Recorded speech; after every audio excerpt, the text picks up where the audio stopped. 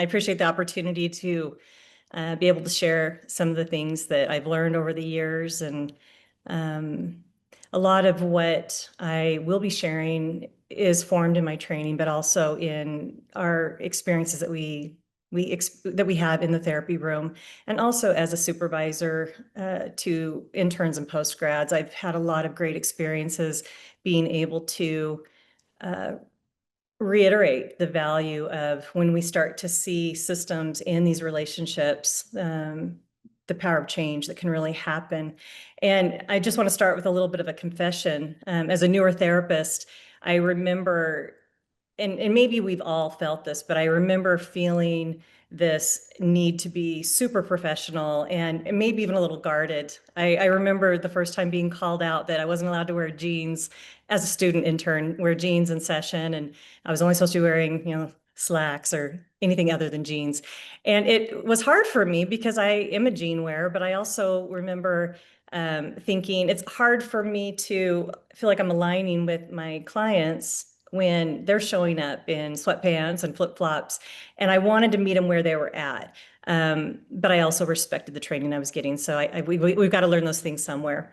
But in that, when I look back on some of these earlier experiences and walking in a role in this mindset of, how am I sitting? What am I wearing? Am I showing up empathetically? Am I turning my head the right way? Am I nodding at the right times?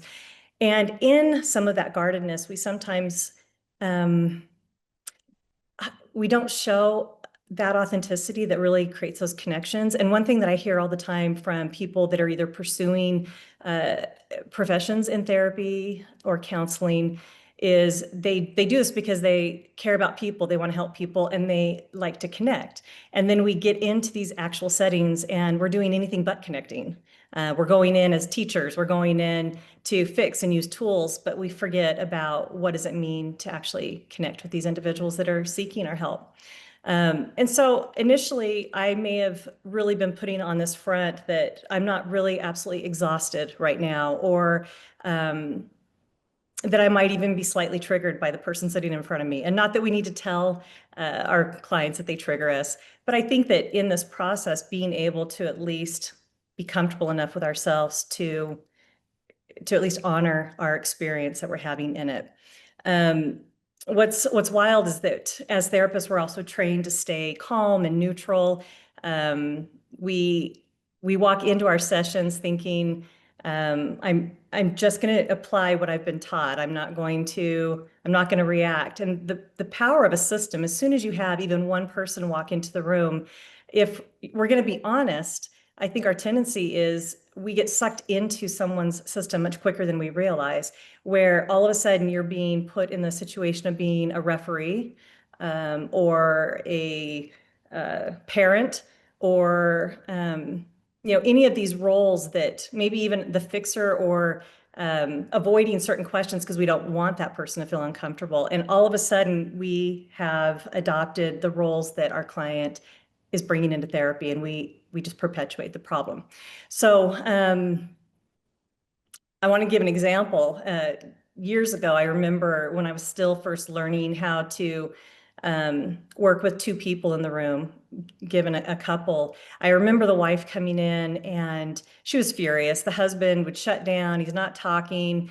And I could see her pain. I could see her frustration. And again, not being very experienced, being a student intern at the time, I remember really leaning into the questions that she was asking, and even kind of directing my questions at the husband as far as, what's going on and why aren't you talking to her? And not realizing that, again, I had stepped into the actual system that this poor man had been living in with his wife, of feeling ganged up on. And once I was able to, a few sessions in, step out of what I was witnessing, I was more able to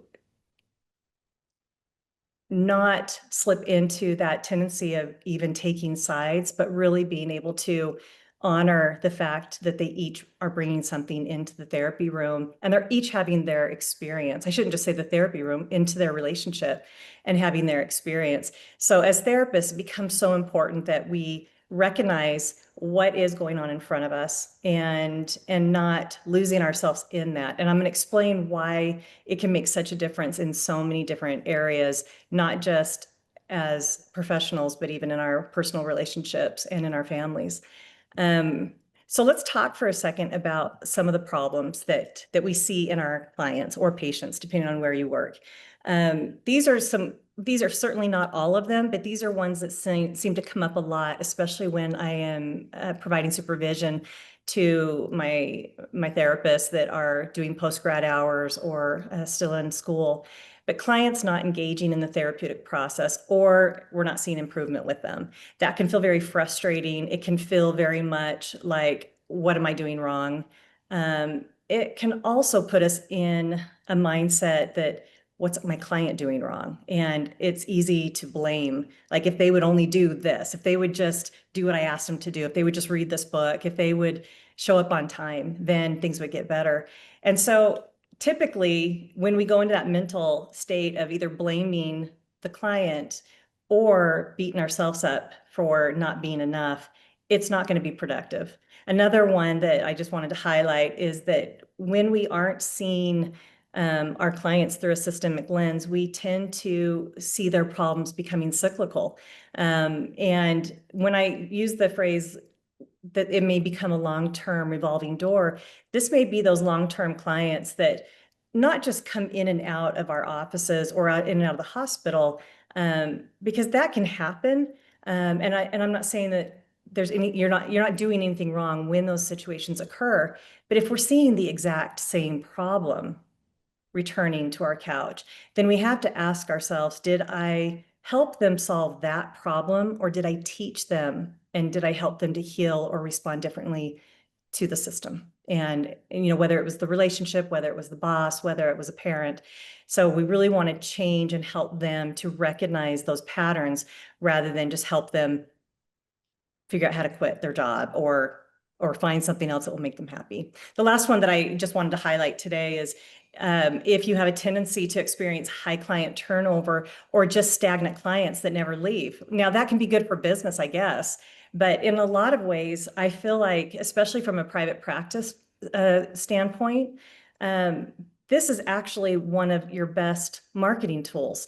Is if you've got clients that are getting better and they're not staying on forever, but they're also not coming in for 2 or 3 sessions and then deciding that therapy isn't for them. People that come into therapy and get well talk.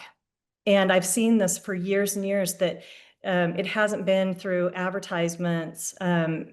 It has been through word of mouth, that people believe their friends, their family members, and will start to believe in the ability that they can heal if they enter into therapy. So these are the 3 problems that I'm going to highlight. You might think of 10 others, but I want to ask for a little bit of participation here in the chat, if you can, in the message box. When you look at just 3 of these areas, is my biggest frustration that I've got a client that lacks engagement?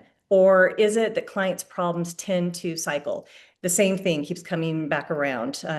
I helped this client work through a really toxic relationship just to find out that 3 months later, they're re-entering another toxic relationship.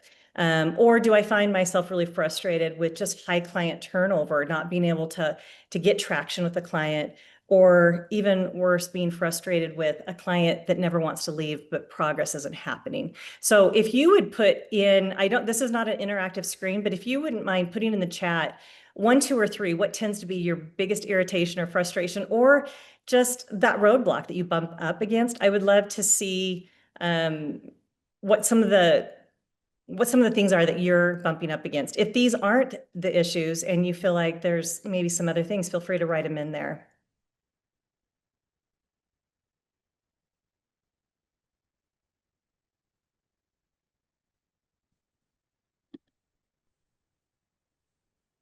So 2 looks like a big one. All right. So this is a perfect example. If we were to just look at 2 for a second, this is a perfect example of, we are great problem solvers, but we're not helping people create change. And it can feel really good, especially as a newer therapist, to feel like, wow, we knocked that one out of the park. They're happy. They don't need therapy anymore. Um, I'm a hero.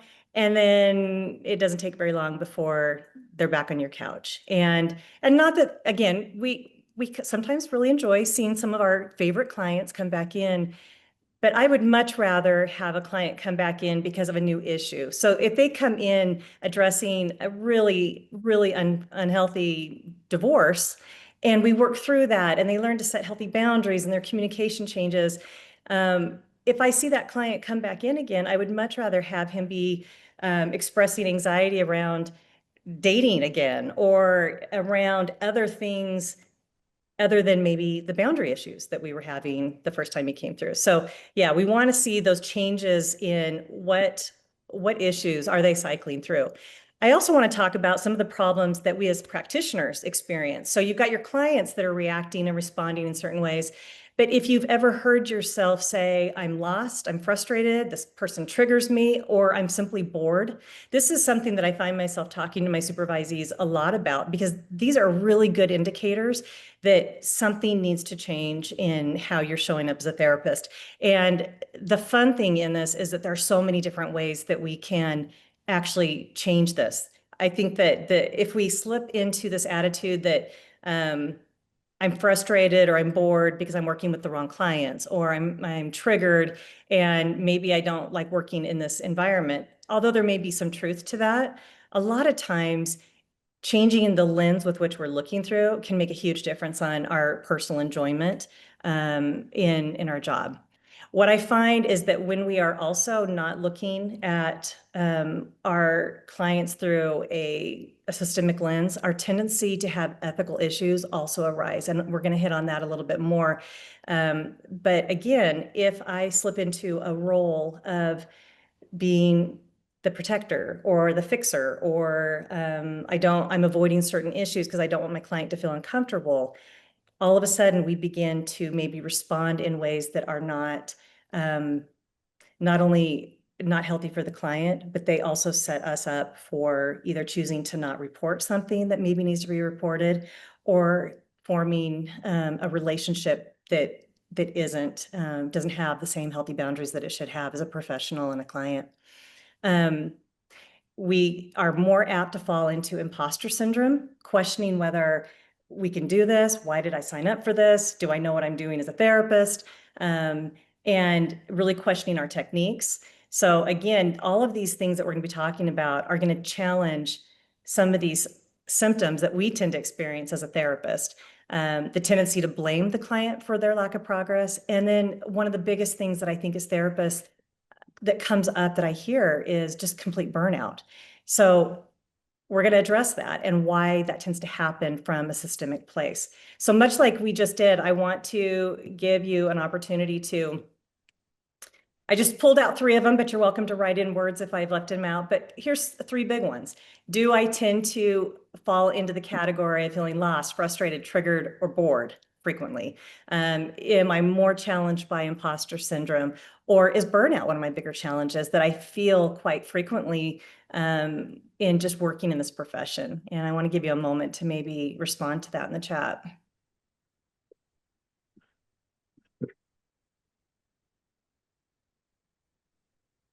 A lot of 2s. Not as many 3s. That's good. That means you guys are taking good care of yourself. Okay.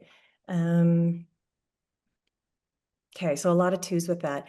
And so we'll touch on that. I don't want to spend a lot of time on it right now, but I think that this is going to be really insightful as you begin to recognize showing up more authentically actually minimizes the amount of imposter syndrome we may be bumping up against. Okay. So the cause of a lot of these problems, from my perspective, is that focusing on the symptoms rather than treating the whole. You know, if I ignore the whole and I'm only treating the fragments that are being shared with me, if I have a client that comes in and shares a problem and I only look at the problem and not the entire system that is coming in with them, even if they're sitting on the couch by themselves, that tends to put and reinforce the cyclical behavior in our clients. If I'm overlooking system dynamics, meaning if I am not aware of maybe previous traumas in their life, if I am not looking at who else is in their system. So maybe they're coming in and they're completely overwhelmed and stressed and they're complaining about their job. But if I don't ever inquire about other moving parts in their life, I may not realize that this woman sitting in front of me is also raising two teenagers and taking care of her sick mom. And if I only focus on this horrible boss or this one issue that's stressing her out, I've missed the ability to help her balance her life in a more productive way. Also, when we lack the systems awareness, our tendency is that we tend to go into more task-oriented and application-focused. We use our tools, we use our training, but our ability to really show up in this authentic way, in this humanistic way, that again, I hear therapists all the time. That's usually the biggest answer I get whenever I ask someone, why did you choose to go into this field? I want to help people. I love to connect with people. So it seems a little counterintuitive that that's why we came into this profession. And yet, if we don't learn how to really enjoy the connections that we're making in a healthy, ethical way, we are more likely to get burnt out because we're not enjoying it. Okay, so the solution, and we're going to unpack these one by one. So with some of the areas, and again, there's a lot that I don't want to get in the weeds because I realize that many of you aren't familiar with systems theory, and those of you that have had training in it this is going to be a cakewalk. But some of the things that we see is that having a systems lens tends to honor the whole dynamic and not just the symptoms. So if I know that every single time someone comes in, whether it's one person, whether it's three people and sits on my couch, if you're working in a hospital setting and you have a patient and there's a parent or a spouse that shows up on visiting day or whatever the case may be, it's so critical that we take in that entire dynamic. The second bullet, learning how to recenter when pulled into the system. I'm going to talk a little bit in a moment about what that looks like, because quite often, even as professionals, we can easily get pulled into this other person's system and not even realize it. And usually when we are pulled in, that's when we start to feel those frustrating feelings that I mentioned a moment ago, the frustration, the boredom, the triggers, or even just that feeling of, I don't know what I'm doing, I'm lost. The third bullet, the solution is applying systems-informed techniques for greater success. I will give you some ideas on that and then also introduce some tools that will help you to recognize if you're showing up in a protective or a defensive way, a guarded way, versus what it looks like when we're showing up more authentically.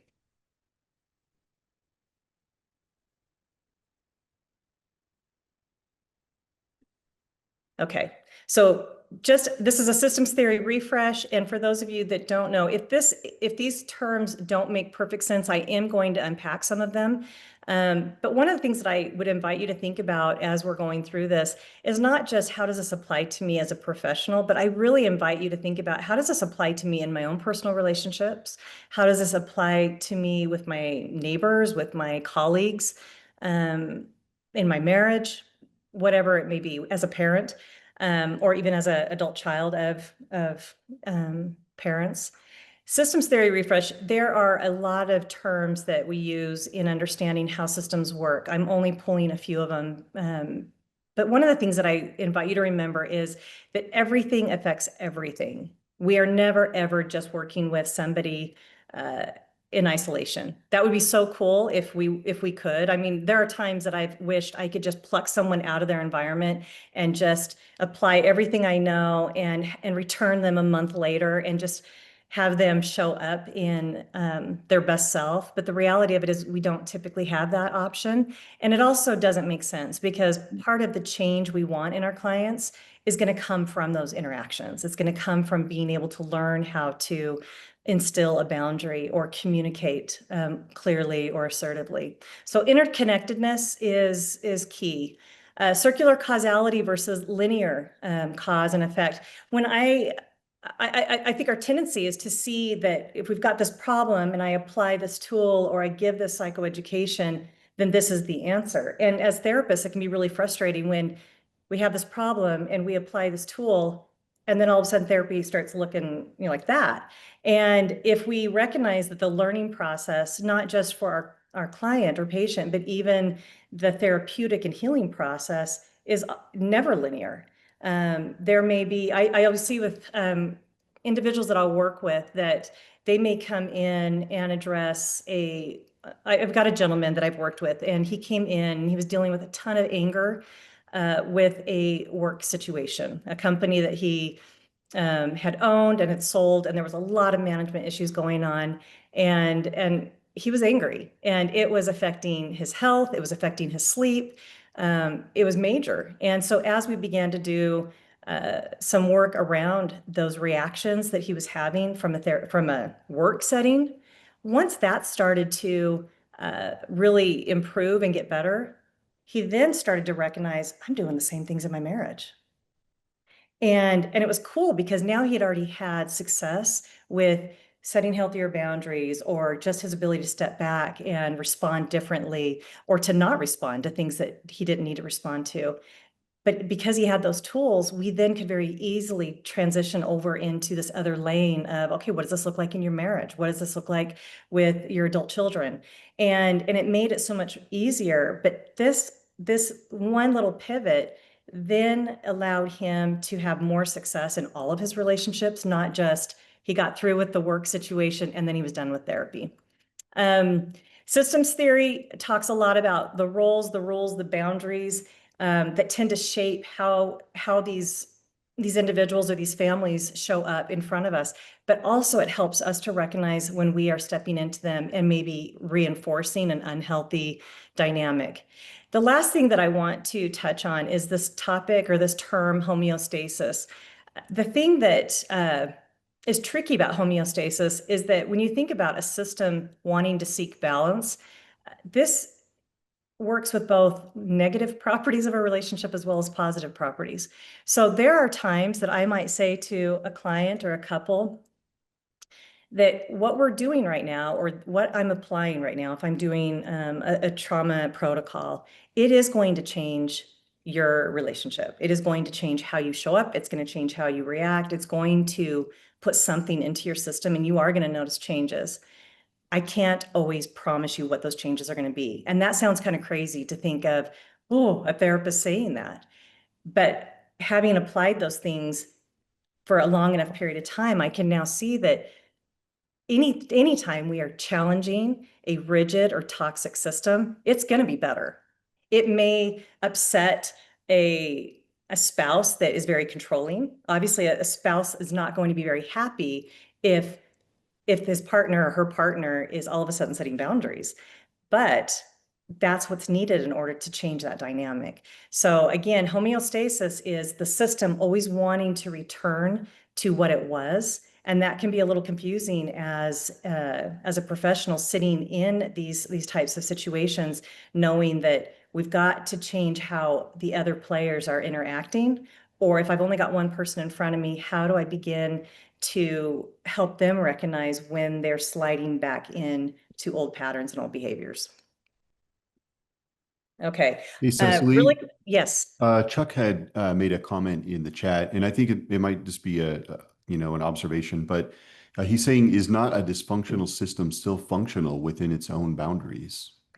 Yeah, that is a very, very good question. And typically, this is something, again, as therapists, that we have to honor and respect, because just because we may look at a family system or an organization and think, wow, this is a disaster that needs fixing. Um, Quite often it comes back to, are they okay with it? Does it work for them? So even though we see it as toxic or dysfunctional, and I'll give you just a simple example, and this isn't toxicity or healthy, but you look at let's say, different generations where you might meet a couple. These might be your parents even. You meet a couple that is very traditional, very conservative. The wife stays at home, the husband works, and the wife does all the cleaning and laundry, and the husband doesn't even change a diaper. Okay. Now, to somebody that's 75 or 80 years old that chooses that feels comfortable, that works for them, we wouldn't want to disrupt that. Now, if I were to ask, a 25-year-old newlywed couple, they would probably be like, absolutely not doing that. Now I could be wrong because there are some younger couples that are like, no, that works. That's what my parents did. That feels good. I want my spouse to go out and work and I'll stay home and take care of. And so I'm not saying it's not good or bad. It's just knowing that if this is what they're choosing, it's our job to honor that and not place a judgment on it. It's when someone comes in and says, this isn't working for me. And that can be another problem with systemic issues, is that you may have two people in front of you where one is saying, I know that I did this for 20 years, but I don't like it. I'm not happy. I feel like I've lost myself. And the other partner, spouse may say, you're changing and I don't like this. Like, why can't you be the way you've always been? And then that becomes an important place for us as therapists to begin navigating how that feels for each of them and how we can come to a place of them each understanding the other person. So yeah, I really appreciate that question. Hopefully I answered it. Okay. I'm not going to spend a lot of time on this. You guys can look through these, but these are just points that I want to, again, just touch on briefly as far as things that you're going to see if we're not functioning as a therapist in a systemically minded way. You may see an over focus on the identified patient. I gave that example at the very start with kind of getting hooked in with what this wife was asking about her husband never talking, and really just hooking on to her agenda rather than being able to pause and say, what's going on for him? What might he be feeling? The more that we're able to see the system, the less likely we are to get into that blaming or pathologizing that tends to happen when I'm only seeing the one complaint or the one problem being shared. I touched on the linear thinking versus circular causality, reinforcing dysfunctional roles. I've touched on the fact that, again, even as therapists, if I am stepping in and rescuing my client, answering for them when I can see that it's uncomfortable for them to share that with a parent or a partner, I don't want to be the one that's going to reinforce a pattern that they're trying to change as well. Ignoring the invisible influence. We've touched on this, and this is just knowing that if I have someone coming in and they have an issue that they want to address, but I'm not looking at the full picture.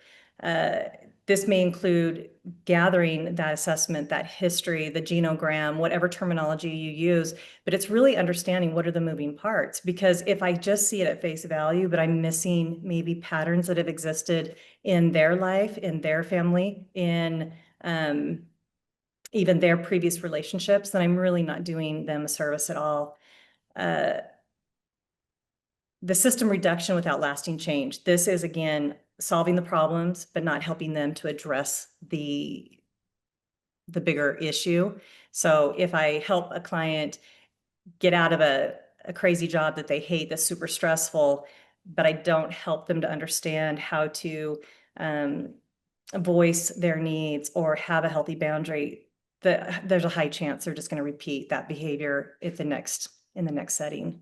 And then lastly, like I touched on a moment ago, if we aren't looking at the entire system, we really do miss that window of opportunity for authentic connection.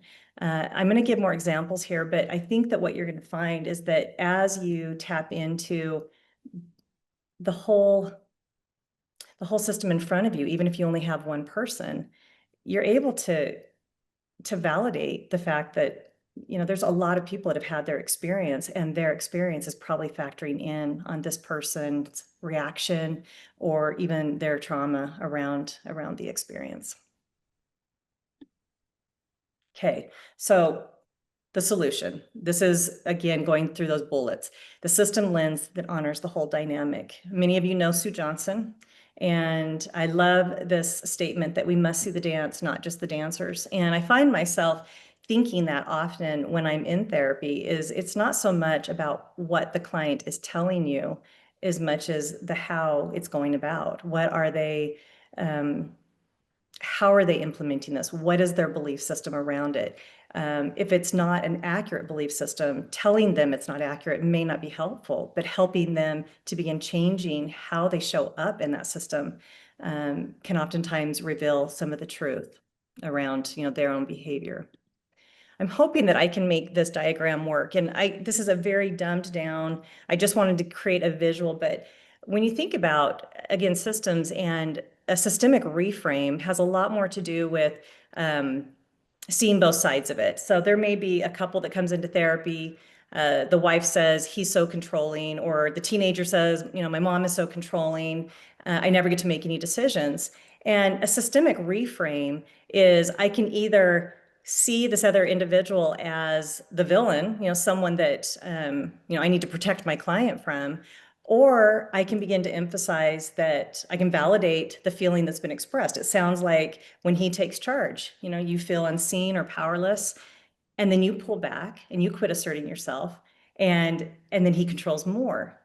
And so being able to call out the pattern that we see going on, I've had couples where a husband might say, or even a wife, doesn't matter, it goes both ways, that I feel like I have to do everything because they won't step in and help. And yet the reality of it is they quit helping because either it was redone behind them, or they weren't given the chance to do it. So a lot of times in these relationships, if we can get out of that blaming mindset and say, okay, what's feeding this relationship between these individuals or this family?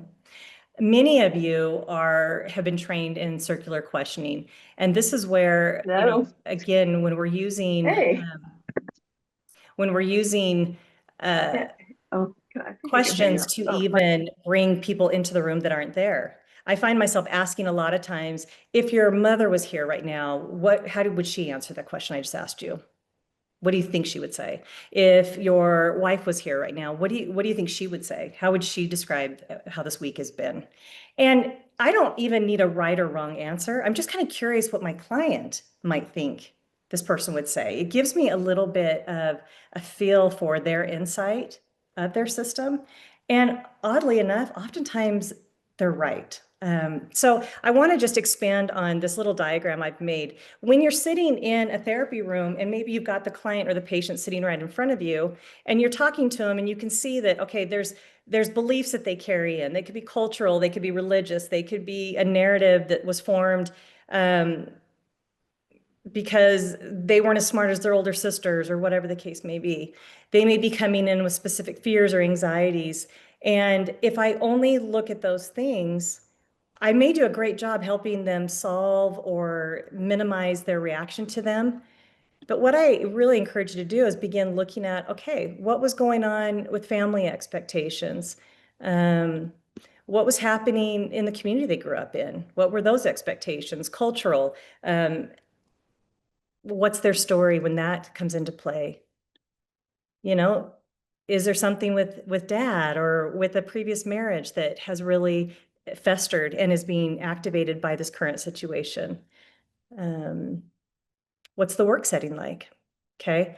But the other thing that I want to bring out is that as the therapist, we're going to spend some time talking about this, but I invite you to think about, what am I bringing into the room? Do I have my own beliefs around whether this person is going to change, or whether, do I have assumptions about me and my own skill sets? Do I have unresolved trauma or issues that I'm also bringing in that's causing me to either deflect, avoid, get triggered? So if we aren't looking at both sides of basically the room, we might miss out on quite a bit. The last bullet point is I mentioned naming the pull of the system without shaming. I've touched on that just briefly, and without getting caught up in the words. What that looks like is, again, if I mentally make someone out to be the villain because he hasn't been nice to my client, or she's made this adolescent's life really hard, there's not going to be an opportunity for me to really help that relationship heal or improve. But if I can begin to recognize what is it that's creating this pull in the relationship, say, going back to that example, the husband that's not talking and the wife that is talking too much or feeling frustrated because her husband doesn't share anything with her. If I look at what's causing him to go quiet, and I'm able to identify why she feels the need to keep talking or consuming that space, then we can start looking at how both of these people can show up differently in the relationship, and less at just pointing the finger at the complaint and why this husband isn't talking. Okay, I hope that makes sense.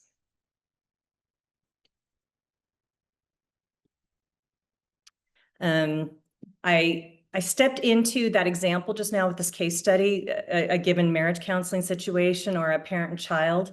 Oftentimes, it's not uncommon with adolescent or youth work that a parent will contact a therapy office, complain that their child's doing all these things or isn't doing anything, and so they bring the kid in. They may or may not join the session. And the hope is that as a therapist, your job is to fix this kid.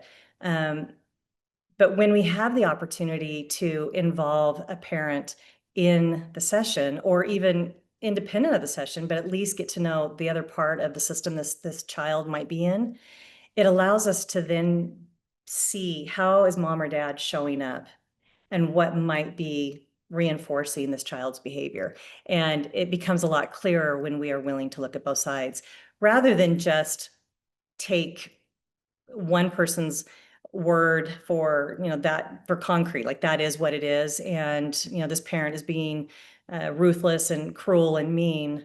When you start to see why each of these individuals are reacting in this way, that gives us the power to begin changing how they're showing up. So the question I would leave with you is, am I aware of the system, or am I just focusing on the complaint? Am I taking sides or seeing someone as the villain? And I will be the first to admit, sometimes we do have people in the therapy office where we think, wow, like that's horrible. I can't believe she said that to him. Or, wow, they've got an awful parent that's saying mean things to him, or again, whatever the case may be. But that's always an indicator for me that if my brain goes down that path of blame or villainizing or even pathologizing somebody, I have to keep myself in check and ask, okay, what's going on that's pulling me out of that system's awareness, when if I can see both sides of it, I can help them to create that change. Hey, Cecily, we do have a couple of comments in the chat here. So You I bet. think you may have actually answered one of these, but Adriana was asking, how about the client's perception that their spouse is not good, when in reality, it's a misperception?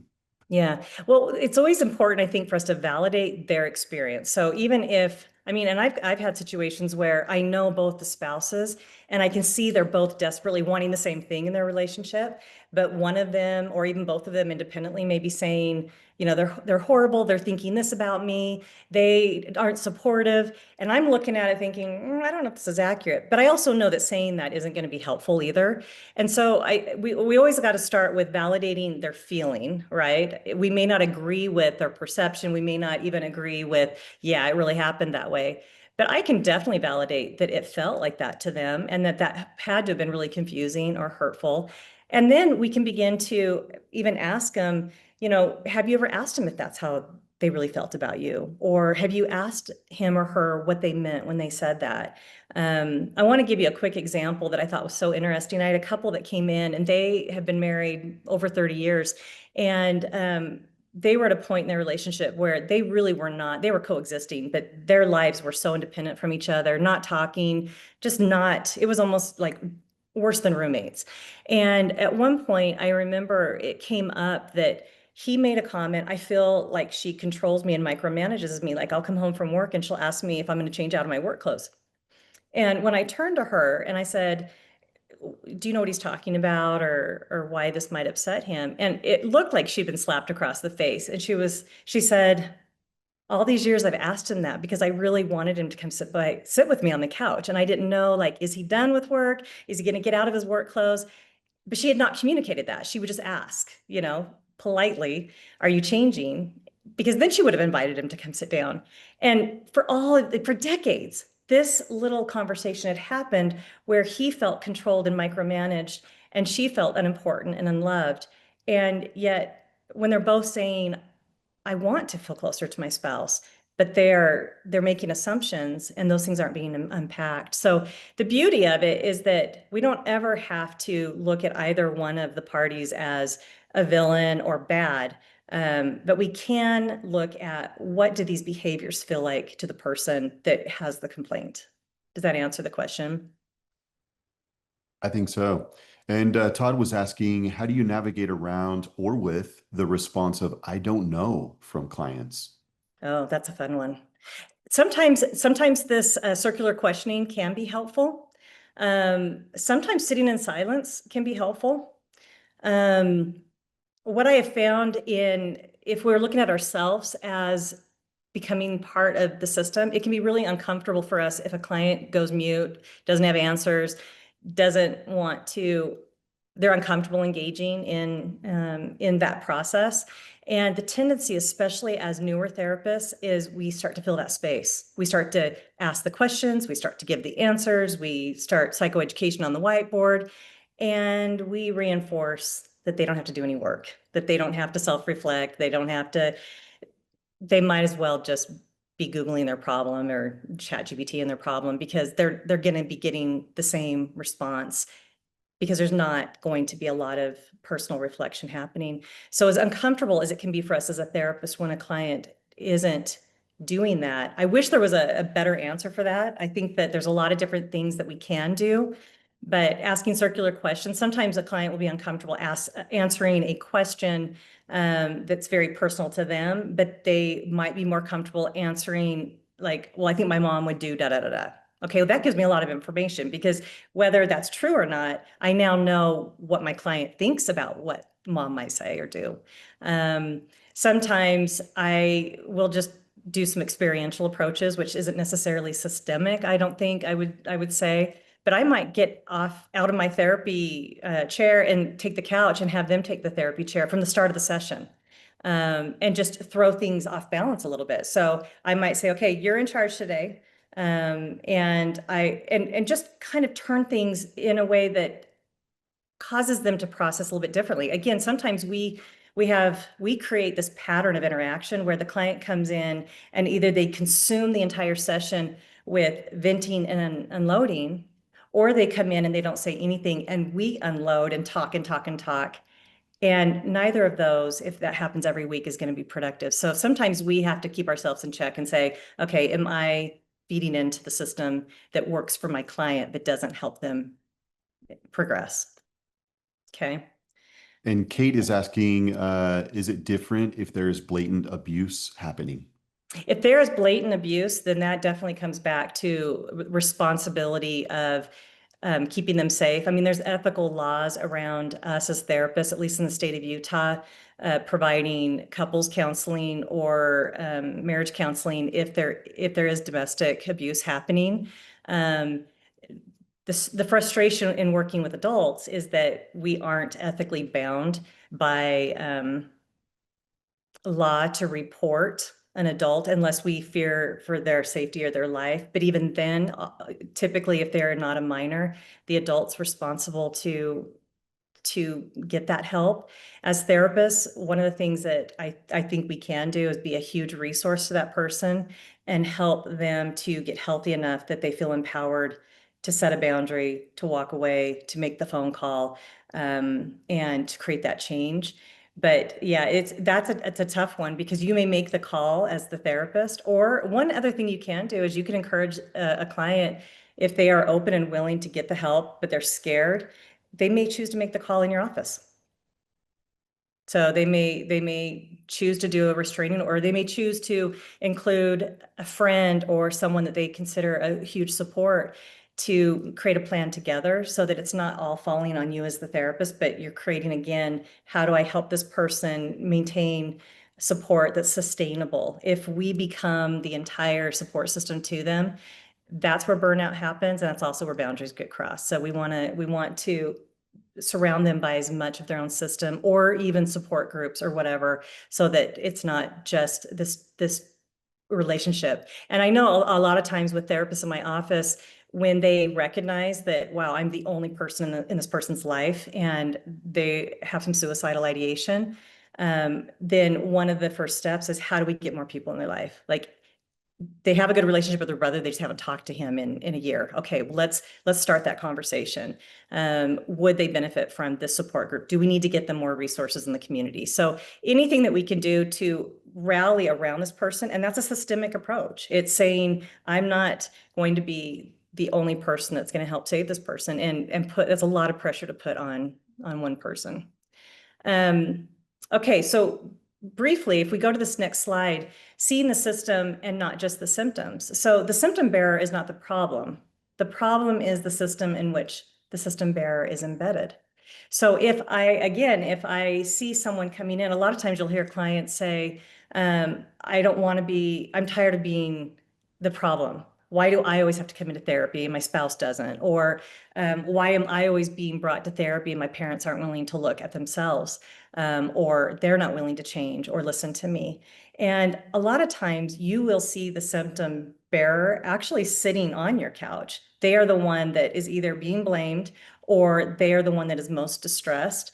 But again, if I only see them as carrying all of this and not looking at the bigger picture, I'm not helping them. I'm not helping them get to that next step. So let's talk a little bit about just an example. If I have, let's say I've got Mary and she's in a toxic relationship with her boyfriend. The focus of therapy is on him. Maybe I never meet him. I only get to see her. And she's described him as a complete monster. And so, of course, I'm a caring therapist. I want to make sure she's protected. I might even go into best friend mode or mom mode. And I am just wanting to do everything I can to get her out of this relationship. I've turned the boyfriend now into the villain because her truth becomes my truth. And I may also begin crossing boundaries because now all of my sympathies are with the client. Now, we want to be sympathetic to our client. We want to be able to validate their experience. But if I don't know all the players, I don't know what Mary is bringing into this. And I also do not know how much Mary has contributed to this behavior. So if I do everything I can to get her out of this relationship, but I don't help her to recognize her own areas to change, whether that's with boundaries, whether that's with beliefs that she may carry about herself, whether that's patterns that she has seen in her own, parents and family system. So I need to check in with myself and ask myself, am I feeling overly sympathetic to this client? Do I need to look at all sides of it? Would it be helpful to bring the boyfriend in? Maybe not, if she doesn't want him there. But it's always going to be better. This is where circular questioning becomes very helpful, is trying to understand, so when you said that to him, how did he respond?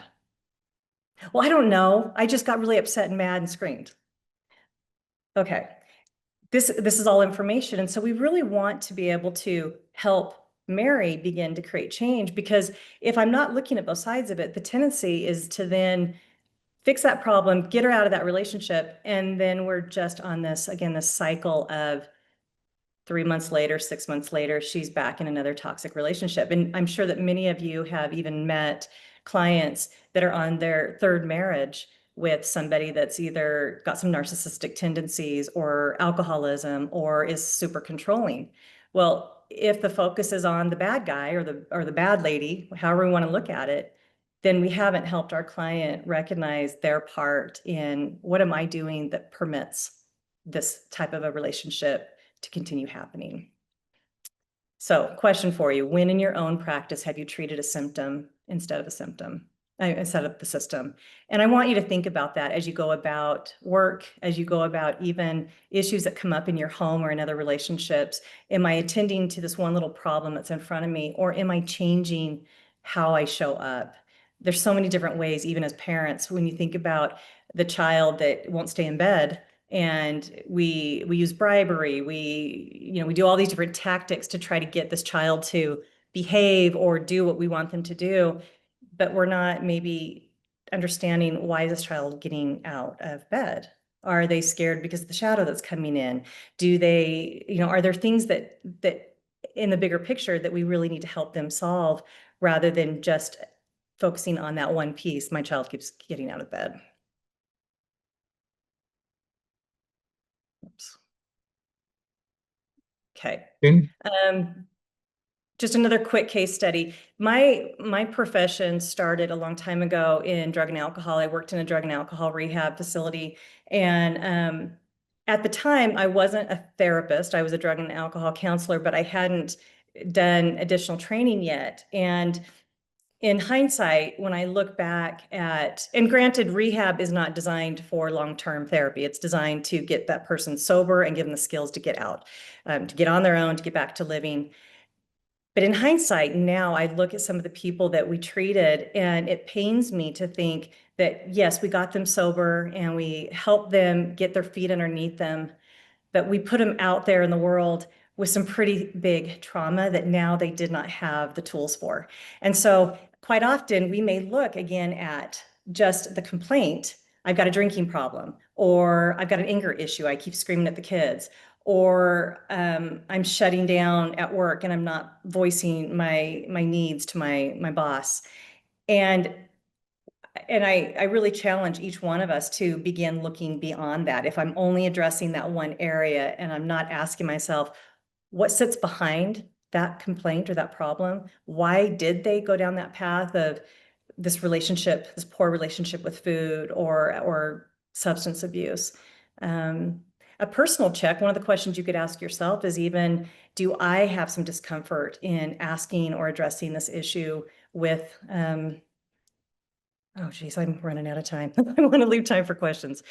So really being able to keep yourself in check around, am I having a hard time tripping over some of these things that I don't want to talk about, give it, some of the traumas that they may be having.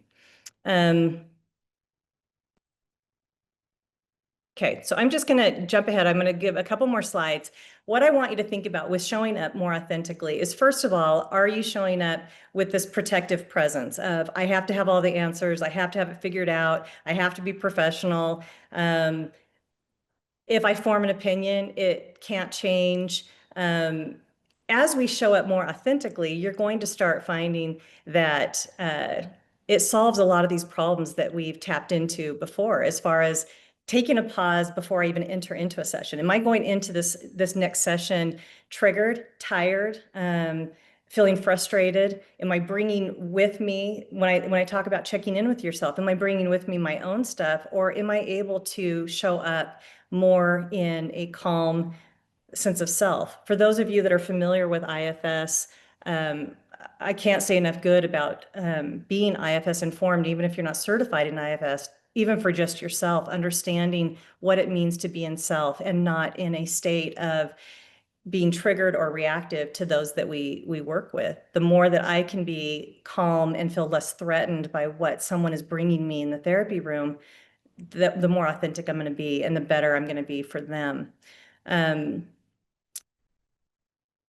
We might need to stop there, but my final question for you would simply be, how might your presence shift if you showed up more authentic and less guarded, protective, defensive in therapy and in life? And with that, I will go ahead and wrap it up. I just want to remind you that when we shift the system, whether it's in therapy, whether it's in our families, whether it's in our personal relationships, it allows us to be more curious. It allows us to actually self-regulate a little bit more rather than go into a role or a reaction. And so my invitation is to just begin recognizing when you are slipping into this protective state. At times, we sometimes have to apologize to a client that, I should have listened better. And I want to come back to this thing that you mentioned last week. That's a very admirable quality. And I know that our clients appreciate it when more human and take responsibility for our part in the therapy process as well. Joseph, I will turn the time over to you. Were there any questions that you wanted to ask Cecilie before she leaves us today? I have a question. And talking about one of your previous slides and talking about symptoms and systems, don't you at times have to address the individual symptoms before you can look at and address the overall system in which it's functioning? Yes, but I oftentimes believe that the symptoms are existing because of the system. And so I think we have to be able to look at the entire thing, and it's something that it becomes, again, what I see the moment that that client walks into the office is it becomes very important to me what's walking in with them. Not that they just have an anger issue, but that what is the situation going on in their entire life.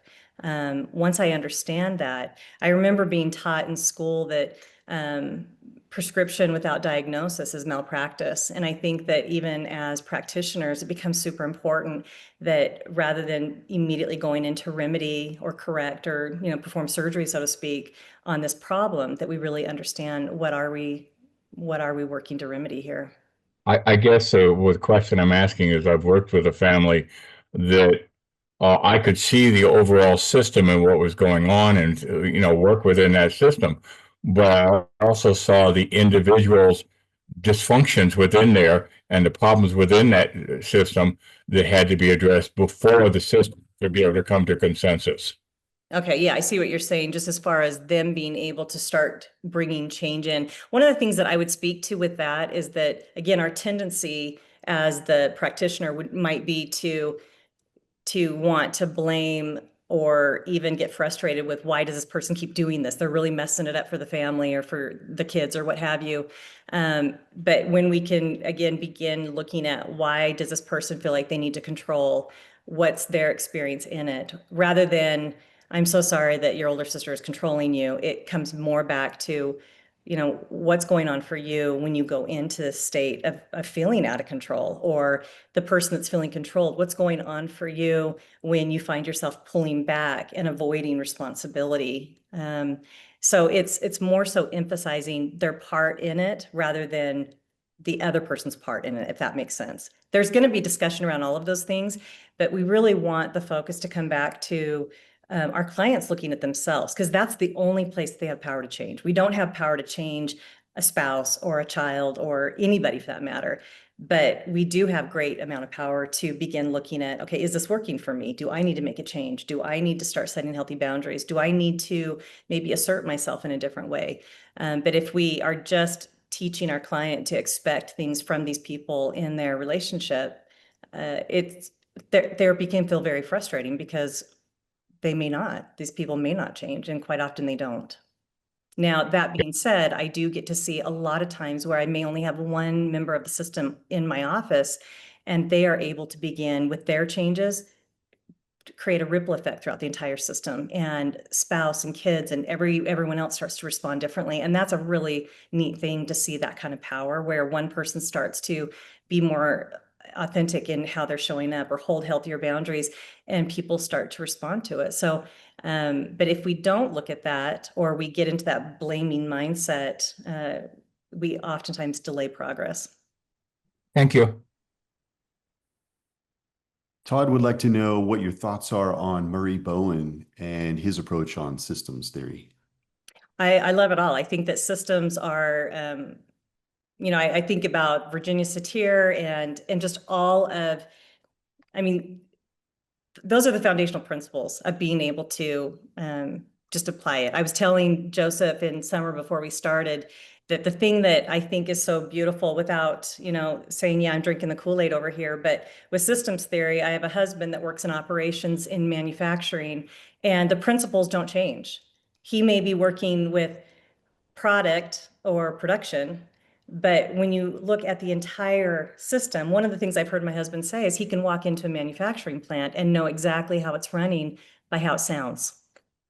And as a therapist, when you see these people walk in, you start to recognize really quickly what other key players are involved, even if you don't see those key players on the couch.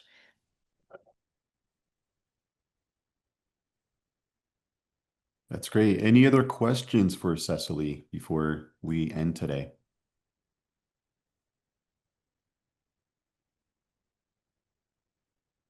Thank you, Cecilie. You are amazing, as always. Thank you, Ben.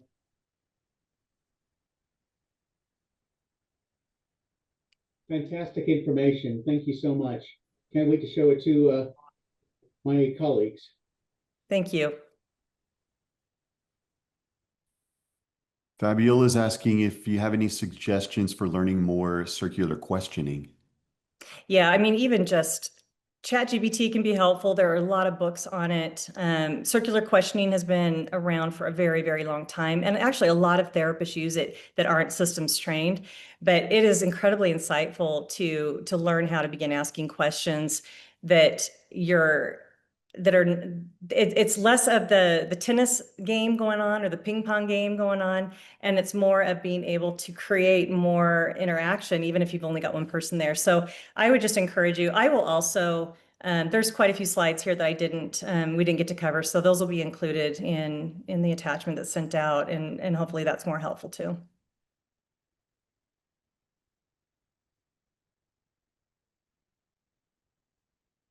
Chuck's asking if you can provide a potential reference bio.